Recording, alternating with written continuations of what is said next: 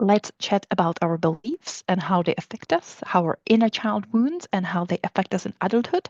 So today we have a wonderful guest joining us to talk about our power and confidence and releasing our limiting beliefs. We have Brooke Bownes with us, who is an accredited trauma coach, therapist, and global #1 bestselling author.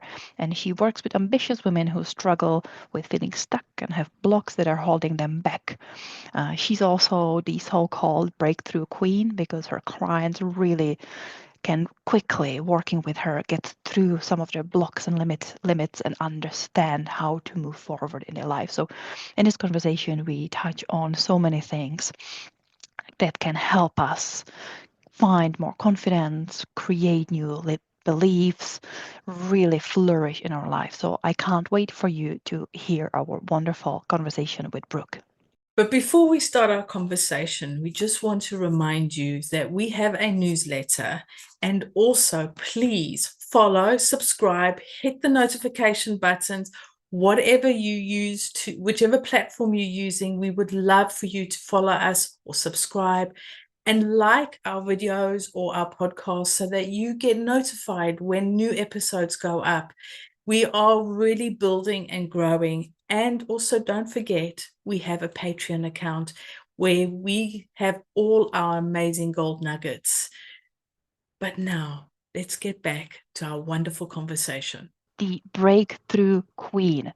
And I don't want to give away too much about what we're going to get into, but I would love to welcome Brooke here with us. Hi there. Hello, and thank you for having me. Thank you so much for being here. So I gave a little bit of a teaser that, you call yourself the breakthrough queen, but I would love to know a little bit more about you, who you are, what you do, and what led you to doing what you do, being the breakthrough queen, helping ambitious women break through their barriers, helping them shoot for their dreams and really reach their full potential with. And obviously you have then some specific tools and approaches and skills, but I would love to know, what got you to the point of where you are right now. And I know that's a huge question, so It feel free is. to, take whichever route you need to get us to an answer. Well, the breakthrough queen was actually what my clients started to call me because I'm very quick at breaking through what it is that's holding people back. Because often people think it's one thing, but once we start talking and digging a bit deeper, it's always something completely different. And I've had like several clients like, oh my goodness, that's been holding me back for years, and you broke through it in like minutes. So yeah, a few of them like called me that. I thought that's a great name. I'm just going to own that. So that's how my name came about. And I just love it. I think it's great.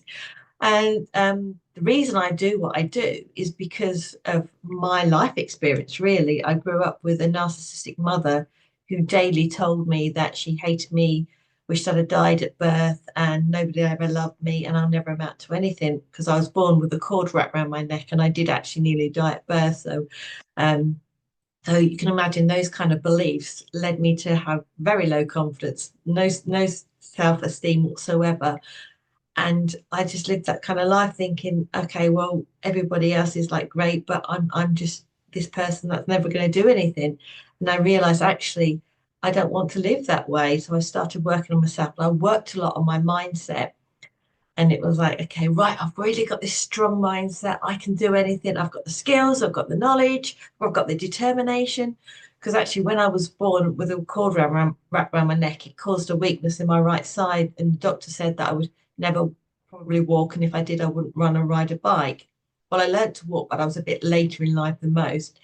But then when we went back to have a consultation, he said, that's fantastic, but you'll never ride a bike or run because your right side won't be strong enough to hold the bike up. And the thing is, I thought at that moment, and I said to him, and I was about 4.5, 5, and I will, and I'll come back and show you. So I've always had that kind of determination in me. And I did. I rode my bike and I learned to run because my mother used to say to me, why can't you be normal like the other children? And I thought, well, the other children are riding bikes. So if I ride my bike and be normal, maybe she'll love me in my own little mind. So I've always been determined, but that got kind of buried with all her beliefs and thoughts about how I was. So I then got this strong mindset and thought, yeah, I can do this. And I got on stage and I was doing talks, but my heart was pounding, my palms were really sweating. I felt like my mouth was dry. And I thought, this can't be right. There's something not quite right. There's something still missing. And then I realized it was to do with how I felt about myself and the emotions that were trapped in my body. So I did a lot of work with inner child work and healing my inner child wounds. And I'm now, I'm sure you've heard the phrase, feel the fear and do it anyway, but I'm more about feel that fear, get curious where it's come from, process it, then go on and enjoy doing whatever you want to do. And now I do the things I want to do. I've got the confidence to do things. I would have never done anything like this 15 years ago. I'd have been running the other way because I'm naturally an introvert as well. So I like to, my thing is to help women to be confident, to be seen and heard, and have fun just to be who they are and live their life that they want to live. But because I know what it feels like to be on both sides of the coin, being really scared to be me and then being me, I know which side I'd rather be on. And I want as many women to feel as amazing as I do. So I'm very, very passionate. And I could probably talk for hours about all of that, but I won't because I know you've got some other questions you'd like to ask me. But that's why I'm passionate about it, because I know what it feels like to want to do stuff and not have that confidence to go ahead and do it. That's amazing. And thank you so much for sharing and really being open and vulnerable with telling us, where it all started. And kind of, I'm sorry to hear about the rough childhood that you had. And it really makes me think about us as kids, that we are born to be limitless. We are born to not have, we do have some fears, but really to not have many limiting beliefs. It's the parents and the society and the peer pressure and all sorts of pressures from external that then instill lots of our limiting beliefs in us.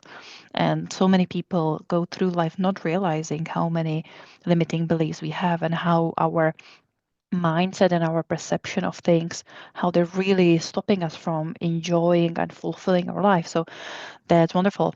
I would love to talk more about this, what you do, what you're passionate about. I would love for you to just go even deeper and tell us, you know, maybe some of the things that you really see that your clients are struggling with. If there are any themes that, it could be what is happening in their lives, how they're taking it on, how they're healing from there, to allow our listeners to understand better if this is something that maybe they might be case in their life, if they're feeling certain feelings, if they're struggling with certain things.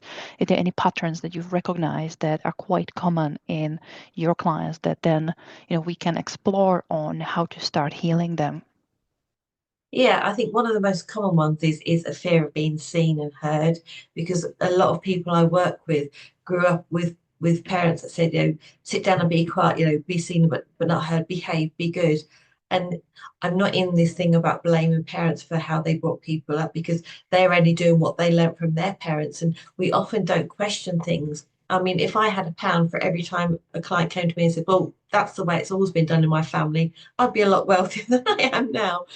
But we don't often stop and think, is this belief I've got, is it one I've inherited that's helping me, or is it one that's kind of holding me back? And when I start to ask those sorts of questions to my clients, and they start to think, well, yeah, well, it worked all right for my grandmother, but that was like a different generation, but it's not working well for me right now with the environment I'm in. So it's like, okay, so what will work for you? Because I'm all about, okay, like, what can we do?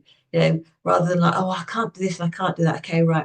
What can we do? Let's work on that and go forward onto that. So it's really thinking about your beliefs, which ones are helping and which ones are hindering. And I always like to use the example, and I say this to my clients, and they get it that way. The beliefs that my mother gave me weren't helpful at all, as you can imagine. But my dad had a thing. Every time I went to brush my teeth, he will say, "Turn the tap off when you're brushing your teeth," because we used to be on a water meter. And then when I grew up and got my own house, was on a water meter. I can't let the tap run without hearing my dad's voice saying, "Turn the tap off, you're wasted," which is helping me. It's a belief that's helping me because it's helping me save water and save money. So that's a good belief. And when I say things like that, they get it and understand, because believe in what you can do and what you can achieve and what's helpful for you, and working on that is much better than thinking, okay, well, I can't do this. I mean, I've had lots of clients come to me and say, well, I know you've had a really traumatic childhood, Brooke, but my parents were lovely. And I'm like, that's great. I'm glad your parents are lovely. And then as we get talking, I realize that maybe an aunt or an uncle or a teacher or somebody in the school playground said something, And it can sometimes be just a sentence. I wrote a book about how to break through self-sabotage. And in that, I talk about a client of mine who had an issue with maths just because when she was 7, the maths teacher, when she was doing the maths on the board, said, "You're rubbish at maths," and threw the board rubber at her. So at 50, she was still struggling, believing that she had a problem with maths.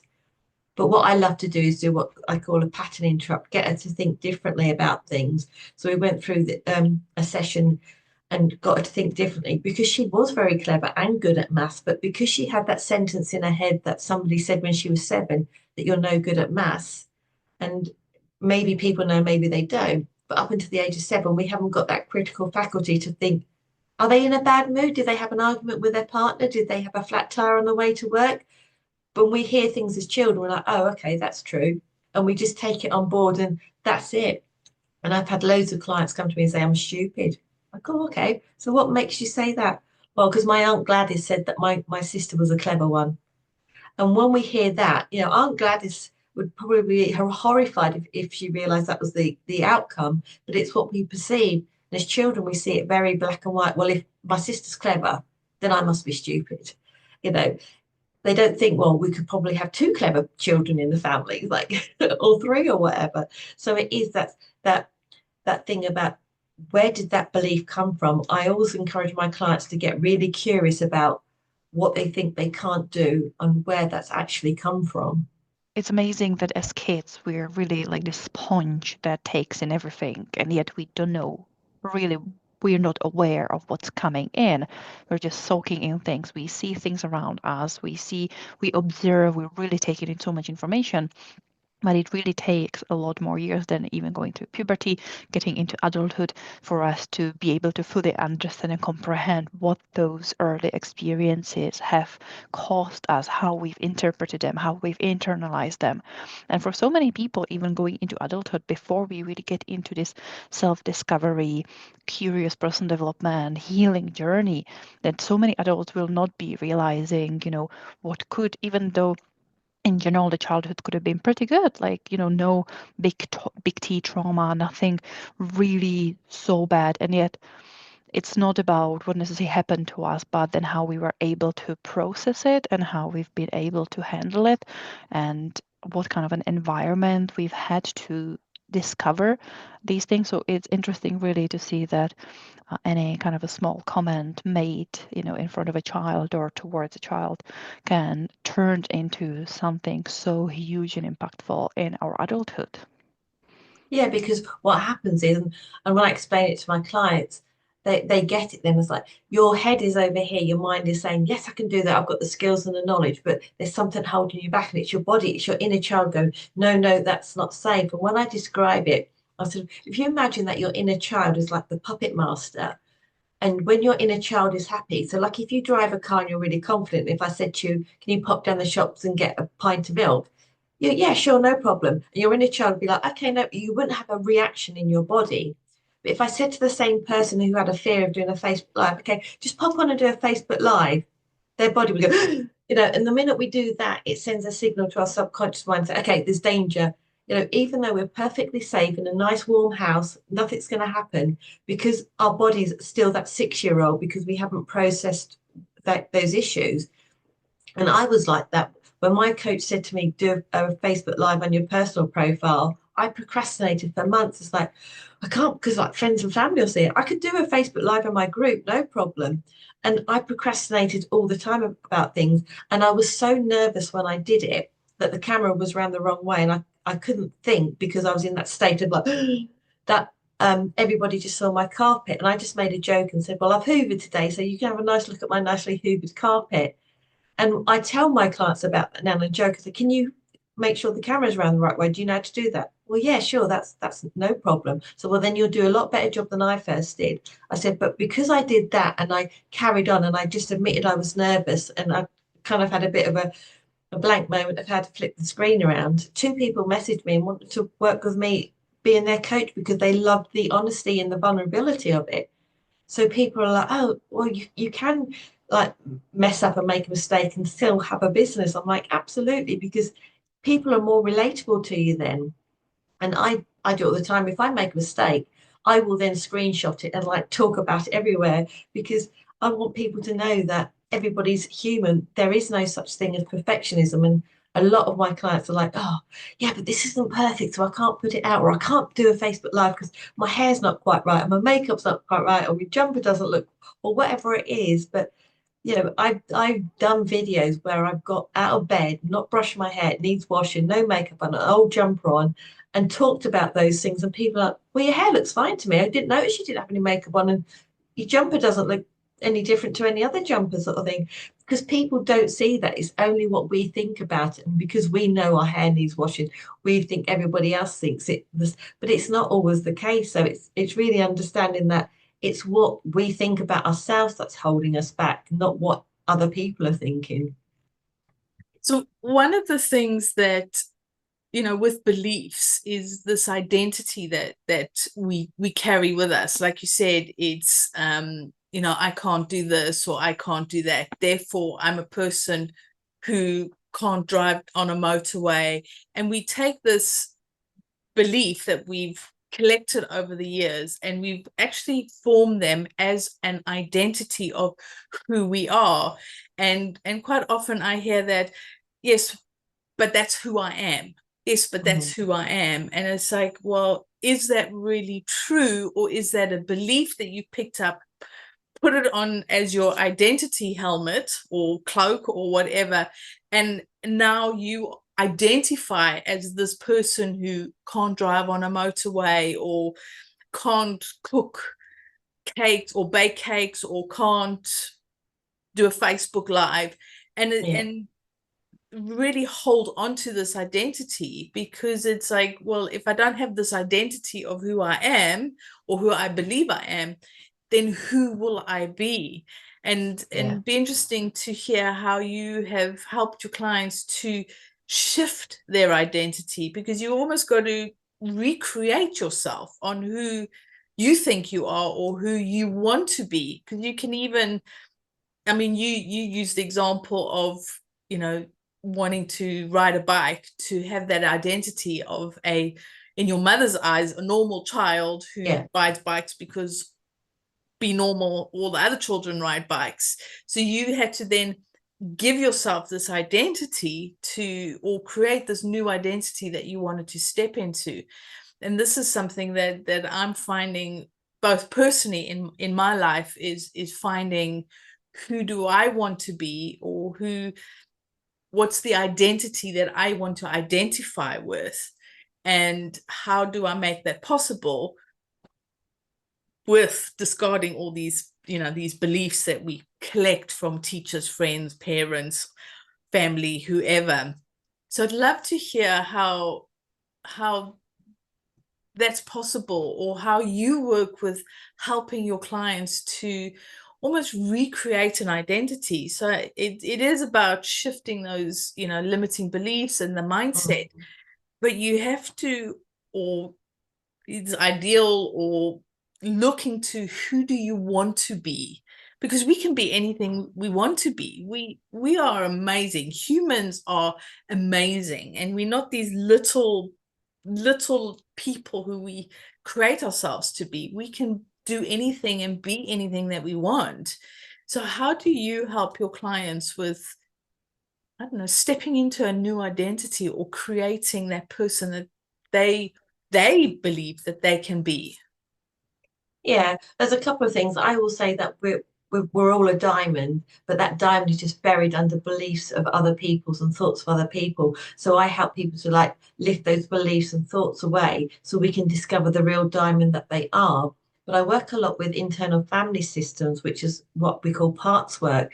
So if somebody says to me, I'm a procrastinator, then no, what actually is happening is a part of you, a procrastinating part, is coming in to protect your inner child who doesn't feel safe. Because normally when our inner child doesn't feel good enough, worthy, lovable, or important, it will have a part come in to protect it. And that could be procrastinating, self-sabotage, emotional eating, sadness, anxiety. There's thousands of them. And I always describe it like, imagine if you've cut your arm, you put something physical over it to protect it, like a plaster or a band-aid or something, because to keep it safe. And these protector parts have come in with good intention to protect your inner child. And what actually the outcome isn't always that great, because if you're procrastinating, but you actually want to get on with stuff, and it's getting curious, okay, why is that procrastinating part turned up? What is my inner child trying to tell me? And when we get into this conversation about our inner child, and it helps them to realize, oh, actually, then it's so funny. I remember a client saying to me when she came on a call, she goes, "Oh my goodness, I've had a week and a half of it this week." And I'm like, "Oh, that's interesting." Why? She, well, I've had a tea party with all my parts. She said, "I procrastinated," and she listed them all off. Because a lot of people, when they start procrastinating, think, "I can't procrastinate," so they try and push it away. And like with anything, if you're trying to push a 5-year-old child away, it will just keep coming back louder and louder until you acknowledge it. But when you actually acknowledge that part, so if you acknowledge that procrastinating part, then it's like, okay, why have you turned up? What is it that my inner child needs right now? So you can then chat to your inner child, and then you can just say to that part, "Thank you for coming in to protect me, my inner child. But actually, I've got this now," because the protector part sees us as that little child that needs protecting. But when we can actually say, "I'm actually the adult now, and I've got this, and I can do this," people then think, "Oh, okay, I'm me as the adult, and I just need to like work with these parts." And when you can like disassociate those parts from who you actually are, it's much easier to understand that they're just a belief that's been given to you. So you can then either give it back or throw it away, or destroy it however you want to do it. And when they understand that, it's like, oh my goodness, it's like, yeah, that's the light bulb moment going on. And I've had a client recently who suffered really badly with self-doubt. And I said, right, I said, your self-doubt has been busy for years looking after you and your inner child. Where would you like to send them on holiday? So we got this whole scenario of imagine like them packing their suitcases, wearing their holiday outfit and sending them off. And they messaged me the next day like, my self-doubt is enjoying their holiday so well, and I'm now doing da da da da da because I haven't got any self-doubt anymore, because it doesn't need to show up, because I've chatted with my inner child, and I do a lot of in-depth work with the inner child and stuff, and they were enjoying what they wanted to do, and feeling great about it as well, which was brilliant. I think that that inner child has a lot sometimes to answer for and to work, because growing up, we go to school and it's, oh, grow up, or put your big girl pants on, or grab yourself a set of balls, or all these sayings. I mean, these are the ones that I grew up with, and it's just like, shush, you're old enough now, you shouldn't behave like that, or you're the old. For me, it was, yeah, but you're the older sister, you should know better, better. And it's like, yep.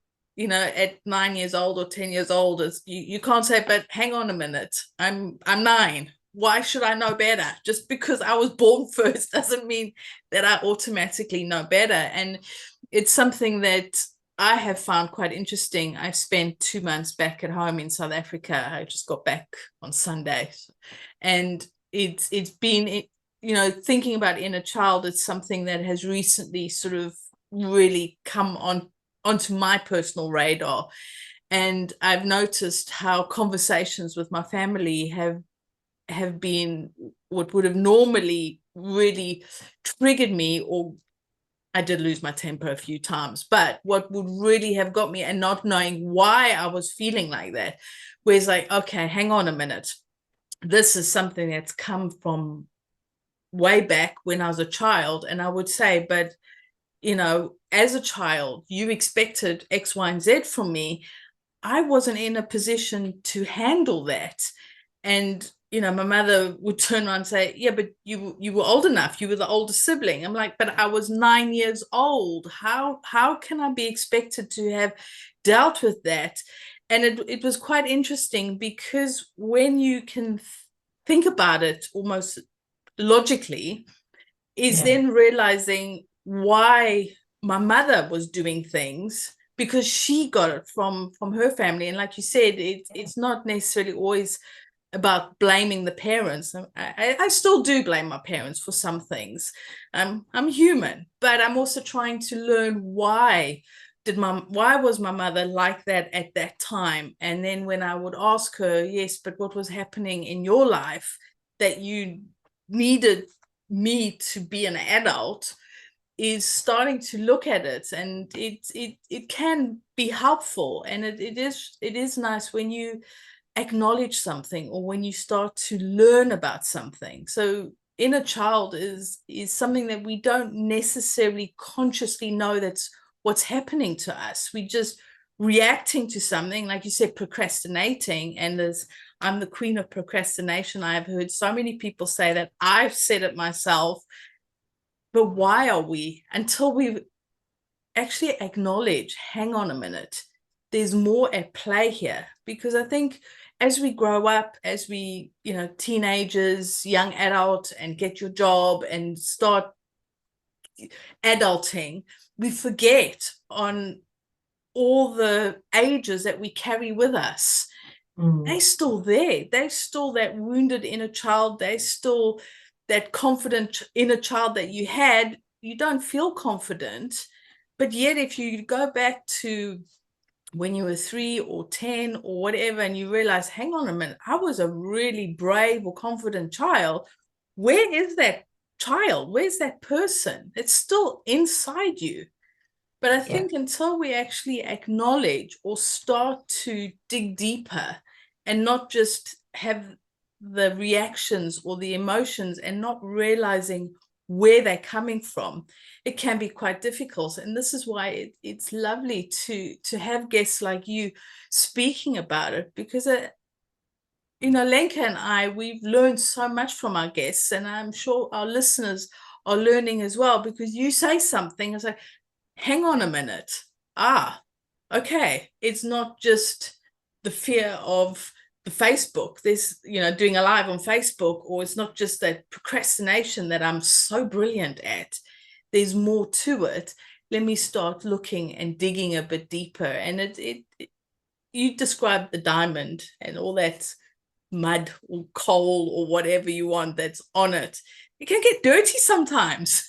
Yeah. It's not always an easy path to take.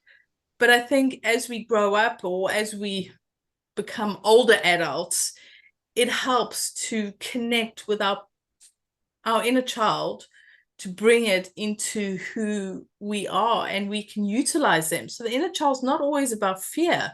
It's not always about the limiting beliefs, but who were you as a child? Were you imaginative? Did you love to tell yourself stories? Could you go into the garden and play with your toys and have your imaginary friends and conversations? Did you, I don't know, there's just so much that as children that we do, but you go to school and teachers suppress that. It's stop daydreaming, stop, focus, sit still, what are you, off with the fairies, come on, do your maths homework. Fairies are non-existent. But that's an imagination. And I think it's so important that as adults, we really start to see who are we, because it's still there, it's still inside, and can, as you said earlier, bring them to help us, not just limit us. But there's so many little inner children inside that, with strength, that you might have forgotten that you had, or were attached to, because you've suppressed them, but just remembered but I'm not worth it, or I wasn't like that person, therefore I'm no good. But what about the brave child, or the joyful child, or the imaginative child, or the one who just had the most creative mind and just played make-believe and everything else? Because that's a strength. It's not a weakness, it's a strength to bring that through. So thank you so much for, just reminding us that we are more than who we are right now. There's absolutely years of experiences and knowledge, and each year there's a different person, and they are still with us. Yeah, we don't go away. It's just we just get buried sometimes. And like with me, I would have never figured out why I was procrastinating over doing a Facebook Live if I hadn't have done that work. And it worked out that going back, my inner child was scared of being seen and being heard, because when I was little, every time I spoke out, I got into trouble.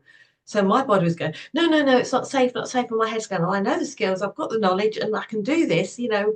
I've figured out all the tech, everything's fine. But it's like my body was going, no, no, no, no, no. And like I said, the minute our bodies go, it sends a signal to our mind and say, okay, where's the danger? And we're like in that alert kind of fight, flight, freeze situation. And then we are reactive and not responsive, but then we're not in our logical part of our mind. And it just doesn't happen because our bodies will stop us. And as you said, when you're in that fear, you just stop yourself unless you have to. If your boss has said, well, you have to give the presentation, you'll go up there quaking in your boots and do it. But if you think, okay, I'm going to do a Facebook Live, and then you get that fear, it's like, I ain't going to do it. And then you can just put it aside unless we actually pushed. But being pushed is not necessarily the right way to go forward. I mean, how many people had to give presentations or read something at school? So public speaking is now one of the biggest fears, but it doesn't mean that you don't speak well or that you can't stand up and give a talk or a speech. But that little 7-year-old with their what I did for summer essay that they have to read in the class, and it's not just teachers who say anything, but classmates can be quite cruel sometimes. And I think it's then, and then you've got a boss who says, yes, but you will give this presentation. And so you've got this fear of doing something, a boss standing in, so making you do it, which reinforces, I can't do it, I'm not good enough, and everything else. But if you're coming from it is, I actually would like to learn to speak in front of people, and you're doing it out of choice, I think you then start to find, why am I finding this difficult, or how can I do a little bit, finding that courage, like you said, it's just do that first Facebook Live or give that first, and finding a way to connect with it so that you do eventually realize, hang on a minute, I'm actually pretty good at this. I'm okay. I'm still alive. Absolutely. I mean, I lost count the amount of times I sat in my office in front of my phone ready to do a Facebook Live, and it got that bad. I even thought, right, I need to go tidy that, that drawer that we all have in the kitchen that's a bit messy with the odd pen top and paper clip and elastic band. Why them three things are always in there? But I suddenly had to tidy that out and make that all neat. That was far more important than doing this Facebook Live that would actually help my business. So it's like actually realizing why I was procrastinating over it. I'm not procrastinating. It was just my inner child who was scared, and that procrastinating part was showing up to protect her. Then that all made sense. Like, okay, right now I can realize that, have a conversation with that protector part, have a conversation with my inner child, and then go and do the Facebook Live. And I do them now without even thinking about them because I've obviously worked on that since and done all the inner work with my inner child. And I have no problem chatting and doing Facebook Lives, thankfully. Overwhelm and anxiety and fear and avoidance and procrastination, all these obviously they're very valid emotions and they come at us, and they're part of our human experience, but usually they should not be labeled as negative and as bad, and but they should be a reason for kind of curiosity and be like, wait a minute, what's happening there? Like, why am I having these impulses? Why am I avoiding doing something? Why am I, feeling like I'm procrastinating around maybe specific tasks, specific things? Why am I holding myself back? Why do I find it so difficult? Is it really just the technology of, Facebook Lives, where we're using this as an example? Because it could be, for some people, it could be the presence on the camera. For some, it could be the technology. For some, it could be lots of other things. But I do think that lots of the time we look at things such as anxiety, such as overwhelm, such as procrastination, such as avoidance, and we just label it as bad and negative, and we need to really go to therapy to deal with it. And it's really, we're bad human beings for that, and we're not productive, and all sorts of things that we can, again, hear from the society. Again, we can go beyond, I think, in many cases, not just the childhood experiences, but we can then bring in all the layers of just living in the world we live in. And I come from a world of social media marketing, and oh gosh, there's so much pressure, there's so much external factors that again can add on to our experiences with those emotions as well. But what I'm trying to kind of understand a little better is then when we start unraveling these things, when we start noticing and getting the awareness of, okay, I might have some issues with, the self-image, self-beliefs. Are there any practices? Are there any tools? Are there any tips that you then have for your clients? Obviously, one is to talk with someone like yourself. It's to get the breakthrough. It's to get the awareness. But I always say that awareness is not half the battle. It's not all of it. Like simply knowing what is wrong or what is the cause, it helps. Breakthroughs are incredible. But sometimes we still, even if we know what we should be doing, even if we know how to progress further, we still maybe lack the motivation, we lack the right mindset, we don't take action. And I'm all about how can we help ourselves, each other, others to take more intentional, focused action to help us, again, thrive. Yeah, it's a good point. And just to sort of touch on where you started, I will say to my client, yeah, there are no good or bad emotions. They're just emotions.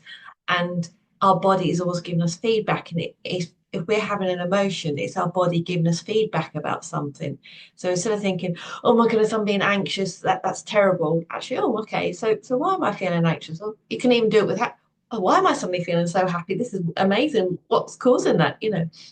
So it's really thinking about how being aware of our bodies and what's happening. And when we can be aware of our bodies and what's happening, we can then start thinking about, okay, what do I want to be happening? So if you're feeling really, really anxious and but you don't want to be, what can you do? And there's loads of different things you can do. One of the best things I always find to do is to calm the nervous system down, is doing a really simple technique, which is literally to do two quick sniffs in your nose and one longer exhale out, and just and you can just feel your body just starting to relax, and just repeat that. So if somebody's feeling really anxious before they do a presentation or do a Facebook Live, for instance, they can, if they're at work, they can pop into the toilets and do that and just calm the nervous system down. So you don't become in that fight, flight, freeze situation, that your body's responding rather than reacting. Because when you're reactive, it's what we call flipping the lid. For those of you who are listening on audio, I describe it's that if you put your hand in a fist, the front of your fist is like your prefrontal cortex. That's your logical part of your brain.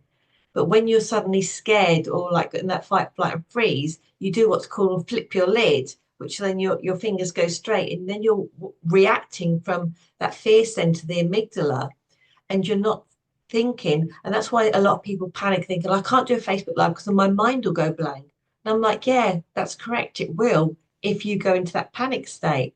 And when I say to them, that's okay because it's your body acting natural to protect you, then they calm down and they don't go into that panic state because they understand what's happening with their body.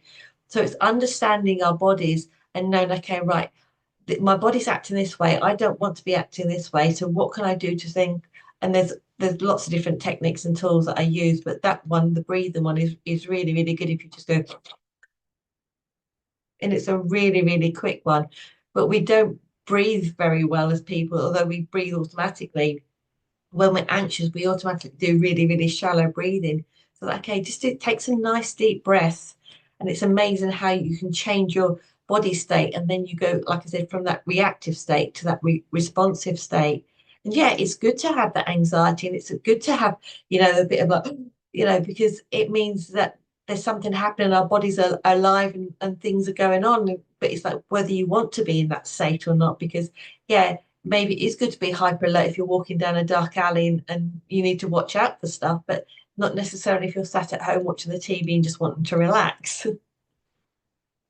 It's so amazing that you mentioned breath work, because we actually did have two separate episodes talking about breath work, specifically because we absolutely love the power of our breath, of having it always available to us for free, yet not really being empowered as much as adults we should be, to understand how our breath can change our state, how it can change everything. So that really just plays so well into our world as well, to be like, yes, breath work is so incredibly powerful, because it's the nervous system Yeah. balancing that, we can be so much in our heads and think so much with our conscious rational minds, and yet so much is happening within our bodies. Do you have Yeah. any other techniques that you would maybe be using that maybe does works more with the executive functions of the thinking mind, or on the other hand that bring even more us into our body? Are there any other tools and practices that you would be recommending or using with your clients? And another thing I often said, I think Natalie mentioned that actually, is this true? Like some people think, okay, well, if I go in this presentation, I'll completely mess it up, and then I'm going to lose, and then go down this terrible rabbit. Actually, is that true? And I'll often talk through, okay, with a client, if they're worried about doing something, like, what's the worst case thing that you think could possibly happen? Let's talk through that. Let's put a plan in place, because if that does happen, you can do that. And a classic example, I had a client who wanted to talk on stage, and she wanted to do it and help her business. And she said, I can't. She said, because I just feel so scared. And so we got talking about why she felt so scared. And it turns out that when she was 7, she went to do a school play, forgot her lines. The children laughed at her. She got so panicky and scared that she wet herself. So I said to her, okay, right, worst case scenario. I said, how's your bladder doing today? She went, great, why? I said, all right, so we're not going to have you wetting yourself on stage. And she started to laugh and realize what I was doing. And I said, so how many children are going to be in the audience to maybe laugh at you if you make a mistake? She said, there's no children in the audience. They're all adults. Oh, okay. So you're not going to wet yourself. There's not going to be no children in the audience. And she's like, realized, okay. She said, yeah, that's me imagining what happened when I was 7, isn't it? And we went through all these situations. So if you've got a plan, I said, okay, the worst thing she came up with that would happen was that she would forget what she was going to say. So what could you do if that does happen? Because, it happens to all of us at the best of the time. Our minds suddenly go blank. She said, well, what I could do is say, oh, excuse me a minute, I just forgot what I'm going to say, and just check my notes. And I said, and how well connected do you think that would help you to connect with the audience, and how would they relate to you, knowing that they've probably done a similar thing? And with that, she relaxed, and she went off and did a first talk, and she absolutely knocked it out of the park.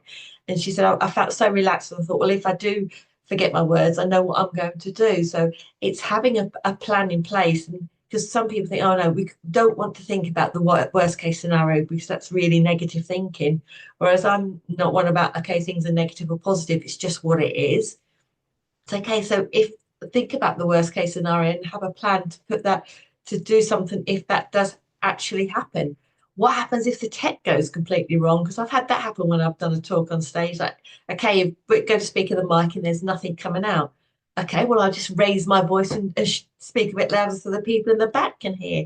So when you've got a plan B in place in those scenarios, and sometimes a plan C, then your body again relaxes. So you're back into that responsive mode rather than that reactive one. And that also plays a lot on, you are prepped. You prepped in your mind so that you know that if A happens, you will do B, and if B happens, you will do C, or so that you've got a plan in your mind of what to do when something goes wrong or doesn't work or whatever. And then you think, oh, okay, hang on a minute, I've actually planned for this. And it can help you just feel a little bit more in control of the situation that you're in, and then feel that you don't have that flight or fright. Right. Flight or fight, yeah. That's it. But it does help when you think about that. And like you said, it's not about negative thinking, it's about planning for a strategy. I mean, pilots, they learn how to, they plan for worst case scenario. It's not about them being negative thinkers. It's what you do when the engines go out. What do you do if one engine goes out? What do you do if all 4 engines go out? So that they Plan don't for it, happen. But if it does happen, okay, we've got to do this, we've got to do this, we've got to do this. And now we scream at all the passengers to brace themselves. But the thing is, there's a plan. And we do that driving. When you learn to drive, what do you do when you stall a car? Right, check, have you, are you in gear, or is your foot on the clutch? Or so it's not necessarily thinking negative thoughts, it's planning so that if something does happen, you are more prepared for it. And I've seen people who, when tech falls apart. They're like, oh, don't worry, people, I've got a pad, I've got my slides. Can you see this? Yeah. It's fine. But they are then planned for it. This doesn't mean that they had the negative thought and therefore it happened. It's just being prepped for it. And if you look at any case or any sort of career, I mean, engineers or nurses, doctors, pilots, they all have a plan. If this happens, this is the plan that we follow through with it. And I mean, mountaineers have it. So it's not about thinking negatively. It's just, as you said, it's being more practical. And when you in that situation, it's like, oh my God, what happens? What happens? Yeah. The microphone's not working. I can't breathe. Okay, hang on a minute. I've actually thought about this, because then it's like, okay, no worries. Like you said, talk louder or get people to come sit closer. You know, there's ways of going around it. And I think that does help. So that's really good advice. And the other thing I'd say to people is call yourself out. If you're worried about what your hair looks like doing a Facebook Live, say to people when you go on a Facebook Live, they're taking notes of my hair because I really need to wash it, but I didn't have time, but I wanted to come and tell my message. So people aren't going to say, oh, your hair looks a bit funny, because you've already called yourself out. And I had one lady say, well, what if I do my presentation after lunch, but I spill something down my top?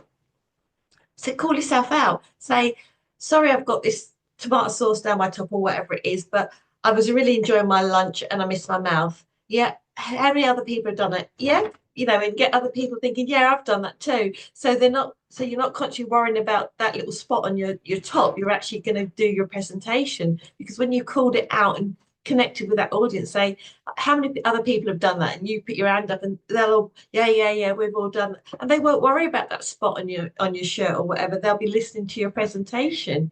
So when you actually sort of have a bit of fun and humor, I'm always doing it with myself, like, okay, don't take any notes of me today. You know, I've got like messy hair. Yeah, I know I need to wash it, but anyway.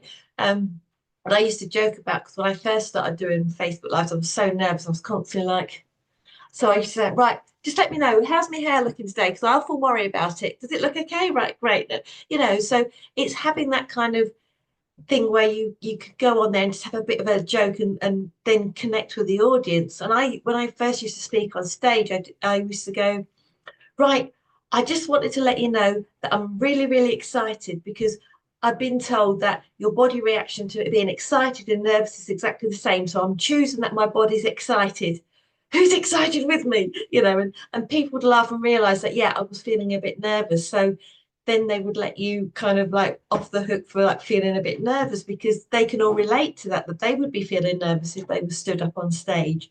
So it's just not taking yourself too seriously, but that comes with having your own self-belief and having that inner confidence and I never say that I teach people to be confident, but what I help them to be is confident from the inside, knowing whether they succeed or it doesn't quite go to plan. And I would like to say, learn that they're going to be okay, that they've got their own back, and they'll be fine, and you can learn from it or celebrate about it. So that's another thing I always tell my clients to do. And I often get people, oh my goodness, I wish I could be so chilled and relaxed about you. And like, if I often say something and mess up a word, I'm like, okay, let me get my teeth in, and I say, but I don't edit it out. It's how it goes.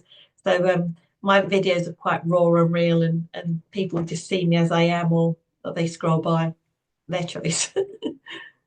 And I just quickly wanted to jump in and add that, you know, it comes back to our self-beliefs or our overall beliefs, to think that if we need to be perfect or if we need to perform in a certain way, but also that simply knowing that other people actually want to see us succeed, that it's mostly our fear that because we are so often self-judgmental, self-critical, that we think that everyone else is paying as much attention about us and care so much about us as well, where we're pretty much mostly just worried about ourselves, and we give others so much more grace, so much more, you know, support.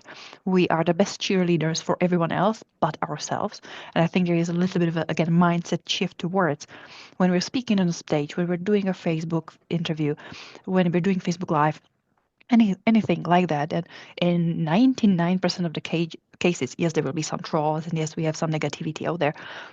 But genuinely, at least it's from my experience as well, people do want to see us succeed. And if we show this little bit of vulnerable, authentic, genuine side, that people will be even more supportive of us and really cheering up on us. So I thought that's a beautiful point kind of to finish off it. Yeah, people really want to see us succeed. Absolutely, yeah. And people are more worried about, like you said, about how they're looking than worried about what you're looking like. So it's don't worry about it. Just go out there and do your thing and have fun and just enjoy living your life, which I know is easy to say, but not always easy to do. But go and do that inner work and find out what is stopping you. Because if it's stopping you and you want to do something, then you can choose to do something about it. And I think also is at the end of the day, it's be kind to ourselves. We are human and we will make mistakes, and mistakes are great learning tools. But if you do find that you didn't do the Facebook Live like you wanted, or you didn't give the speech that you wanted, instead of beating yourself up about it, be kind to yourself. I mean, even now, after all these years of recordings and I've done public speaking, sometimes I'm like, no, this isn't happening. My teeth are not in properly. The brain is not engaged. Nothing is happening. And sometimes I'll walk away and I won't do it. And I'll say, okay, I'll procrastinate this time, but it's okay. Or if I think, oh, I should have done that better. Come on, you know better. And you put yourself down. It's like, hang on a minute. No, be kind to yourself. And I think that that's really important, is when we think we've done something not to the perfection that we think we should, we can put ourselves down. And I think we need to be kind to ourselves. It's, you know what, well done, you stood up, you did it, well done, you did a Facebook Live. Yes, the camera was facing the floor, but hell, like you said, I vacuumed the floor so it was tidy. Or you know, be kind. Instead of putting yourself down, look at what you have done, look at what you have achieved, and just be kind. And even if you do procrastinate and end up sorting out that kitchen drawer, then, you know, well done, I've actually finally got to clean out that kitchen drawer that needed cleaning out, and I'm okay, I'm good enough. And you know what, later or tomorrow I'm going to do that live, and I'll get on it. Because we do sometimes just not feel at our best, or mine could just be running, or husband screeched down the stairs, or the dogs have puked, or something. There could be a reason why we're not quite in the zone. But instead of beating ourselves up, it's like, okay, you're cool, you're human, you're allowed these moments, and we will get to it. And of course, then it is, you know, keep doing, don't just stop there and procrastinate, but find a way. But I think it's so important to be kind to ourselves, because we will beat ourselves black and blue if we could. Yeah, I always say, you know, talk to yourself as you would your own best friend. Would you say that to your best friend? No, of course you wouldn't. So don't say it to yourself. Be your own best friend, your own best cheerleader, and your life will change. Hop on to our Patreon account to get this episode's amazing and wonderful gold nugget.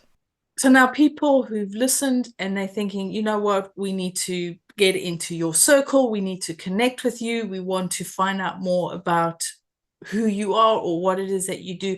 How can people find you, and how can they find your book that you mentioned? My book, which is called You Can Have It, How to Break Through the Self-Sabotage Cycle, I have to have one here, can be get bought on Amazon in most countries. And you can connect with me on Facebook or on LinkedIn. And I think I've sent you the links to both of those. I've got a group called the Confidence Community, to confident to be you, be seen, and to have fun, which is, it's all about, you know, getting rid of those limiting beliefs and being confident to be you. So, you know, you're very welcome to come. And I also offer a complimentary 20-minute call for anybody who would like to have a conversation with me, especially if there's something, you know, that's come up in this podcast. They can email me at brooke@brookebownes.com, and I can organise them to have a chat with me for 20 minutes for absolutely free, just to see how I can help them out as well. Thank you so much. And all your links will be on the in the description so people can find you, connect with you, and hopefully they'll take you up on your wonderful offer of the 20-minute call. So thank you so much for sharing your time with us today, sharing your energy and wisdom and the wonderful tips that you have given us. We really appreciate you coming and being a wonderful guest, one of our first for 2025. Thank you for inviting me. I really enjoyed it. And for our listeners, what have you got from today? What are the limiting beliefs that are holding you back? Or how is your inner child doing? Is he or her struggling, or is he or her being loud and stopping you from doing things? Or is he or her helping you to move forward and to really connect with who you want to be and that identity that you actually are striving for? We would love to hear your thoughts on what you've got from today, or just on how you have experienced inner child or finding your way as an adult. We would love to hear what you think or your thoughts. And until next time, we'll chat to you soon. Bye.